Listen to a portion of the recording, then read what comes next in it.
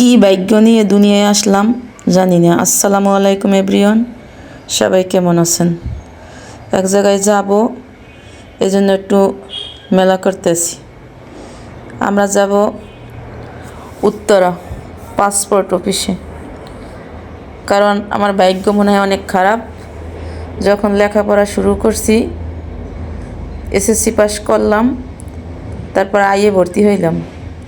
ভর্তি হওয়ার পরে রেজিস্ট্রেশন করলাম, তা মনে হয় চেক করছি না কিনা জানি না।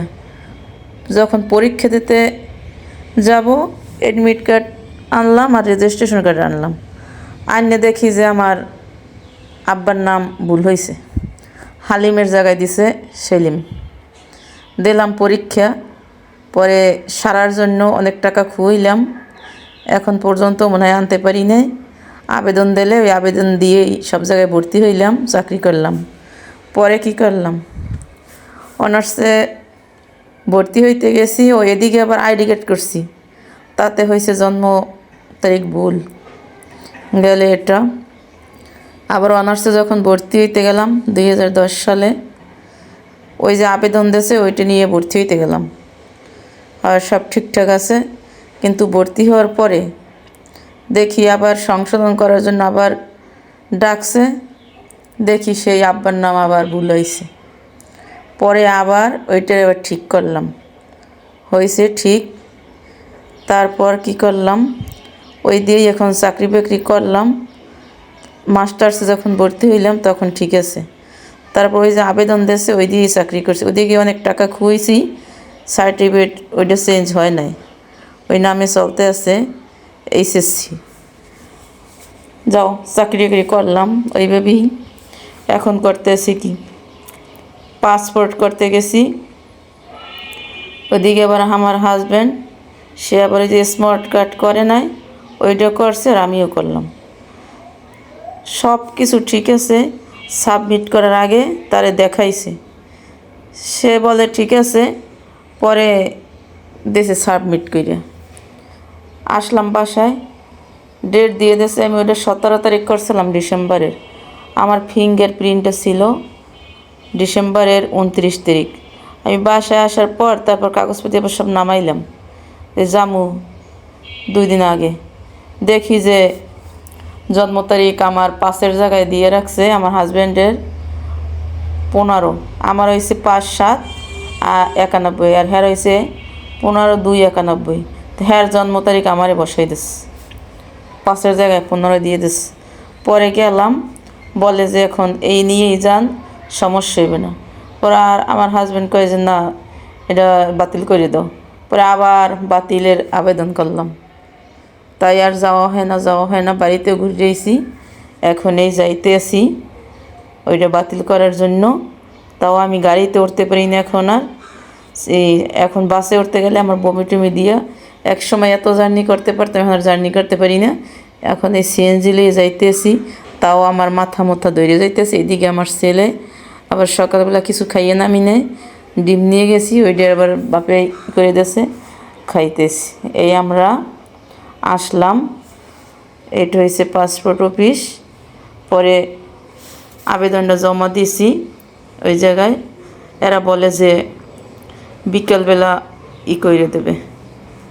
পরে আমার হাজব্যান্ড একজন পরিচিত লোক ছিল, তারে ফোন দিয়েছে, বলে যে ওনারা যদি বলে তাহলে করে দেবে না, সমস্যা নেই। এখন কী করে জানি না, এখন পর্যন্ত আসে নাই। পরে জমা টমা দিয়ে আমরা এখন বের হব ওই জায়গায় দিয়ে। তাও একটু দেখে গেলাম যে এই জায়গায় তোমার ফিঙ্গার দিতে আসতে হইবে। পরে আমরা ওই জায়গায় দিয়া বের হইতেছি, কিন্তু আমার ছেলে খোলা মালা দেখছে, এখন সে ঘোরার জন্য তো প্রস্তুত, সে ঘুরবে। মানুষজন দেখতেছে অনেক, তার তো অনেক ভালো লাগতেছে। এই সে এখন ঘুরবে, কারণ আমার ভাগ্যটা মনে হয় এরকমেরই, যে জায়গায় যায় সেই জায়গায় একটা ভুল হইবে, ভুল হওয়ার পরে তারপর হইলে আমার সংশোধন হয়। কোন ভাগ্য নিয়ে দুনিয়ায় আইছি, কোন কলম দিয়ে আল্লাহ লেখছে আল্লাহই জানে। এই আমার ছেলে এখন বের হইছে, বের হইয়ে সামনের দিকে দেখছে অনেক গাছপালা, এখন সে এদিকে দৌড় দিয়েছে। পরে আর আব্বু কয়ে আসো তাহলে একটু এদিক দিয়ে ঘুরতে যাই। পরে আমরা এটা হলে মানে সামনের সাইডের মতোই দেখা যায়, কিন্তু এটা আবার আমরা এই পিঠ দিয়ে ঢুকলাম। পরে আসছি, সে এখন দাঁড়াই রয়েছে, গাছ দেখছে। হ্যাঁ বাপে আবার টানিয়ে নিয়েছে, কয় ছবি তুলব। সে তো আর তুলবে না, রোদ অনেক। সে আসবে এদিকে আমার সাথে, সে জোরাজুরি করতে আসে। পরে সে হইলে এই জায়গায় দৌড়াদৌড়ি করবে। পরে আসলাম ওই জায়গায় দিয়ে, সকালবেলা আবার কিছু খাইয়ে যাই নাই, তাই এবার কই নাস্তা অনেক খাইয়ে যাই। কোনো জায়গায় একটা রেস্টুরেন্ট পাই না, একটা পাইছি, রেস্টুরেন্টটা নতুন করছে। আমার তো দেখে ভালো লাগে না, প্রথম খোলামেলা। পরে কই কোথায় আর যাবো, এই জায়গায় খাই। পরে কি আর খাওয়ার আছে, বলে খিচুড়ি আছে আর পরোটা আছে। পরে সিঙ্গে খিচুড়ি খামু না আমি। পরে পরোটা আনছে আর ডাল দিয়েছে আর ডিম দিয়েছে। পরে খাইয়ে দেখলাম যে না, পরোটাগুলো অনেক সুন্দর হয়েছে। আর আমার ছেলে তো উপরে উঠেই খাইতে আছে। আর ডাল রান্না করছে বুটের ডাল, এটা মনে হয়, কিন্তু তরকারিটা অনেক সুন্দর হয়েছে। তাই আমি কই দেখে যে বুঝছি তার সাথে কিন্তু অনেক মজার, কারণ ওই যে নতুন করছে রেস্টুরেন্ট, এই জন্য অনেক স্বাদ হয়েছে খাবারটা। আমি আমি মনে হয় 1-1.5টা পরোটা খাই, আমি তাও 3টে খাইয়ে লাইছি। আর হ্যাঁ আব্বু তো 4টে খাইয়ে লাইছি। পরে আমরা ওই জায়গায়, ভালোই ছিল রেস্টুরেন্টটা। আর আমার ছেলে সেও বসে বসে খাইতে আছে অনেক, মানে গ্রামের মতো একেবারে এদিকে। পরে আমরা খাওয়া দাওয়া শেষ কইরা, এখন আব্বু কয় অ্যাকচুয়ালি সিএনজি লইয়ে যাই, তাহলে 300 টাকা ছিল মনে হয় ভাড়া আমাকে ওই জায়গায় দিয়ে। না হয় আবার মেন রোডে গেলে আবার ওই একই ভাড়া চাইবে এনে।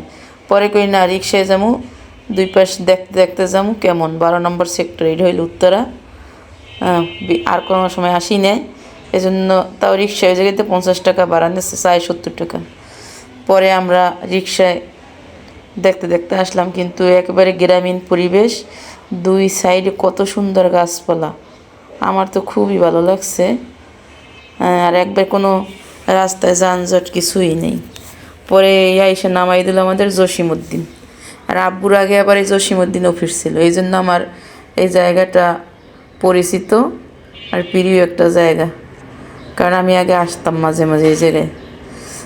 তারপর দেখি যে ফুল গাছ অনেক, কারণ জসিমউদ্দিনের পরিবেশটা অনেক সুন্দর। তারপর ওই জায়গায় আমরা একটু আর ঘোরাঘুরি করলাম, ভালোই লাগছে। আমার ছেলে তো দৌড় আর দৌড়, খালি সে তো আসবে না। পরে ঘোরাঘুরি কইরা এখন আবার রেস্টুরেন্টে আসলাম, বিএফসিতে, কারণ হ্যাঁ আব্বুর পরিচিত এই জায়গায় লোক আছে, এই জায়গাটা আবার আসলাম। তারপর চিকেন টিকেন খাইলাম। তারপর কই এখন আর থাকা যাবে না, এখন যাই। আমার ছেলে উঠিয়া, কারণ ফ্রেঞ্চ ফ্রাই হয়েছে আর অনেক পছন্দের খাবার, সে তো সেটা পাইছে। এখন বসে বসে চিকেন টিকেন কিছুই খায় নাই, সে ফ্রেঞ্চ ফ্রাই খাইছে। এই ছিল আমাদের আজকের ভিডিওটা, কেমন হয়েছে সবাই আল্লাহ হাফেজ, বিদায়।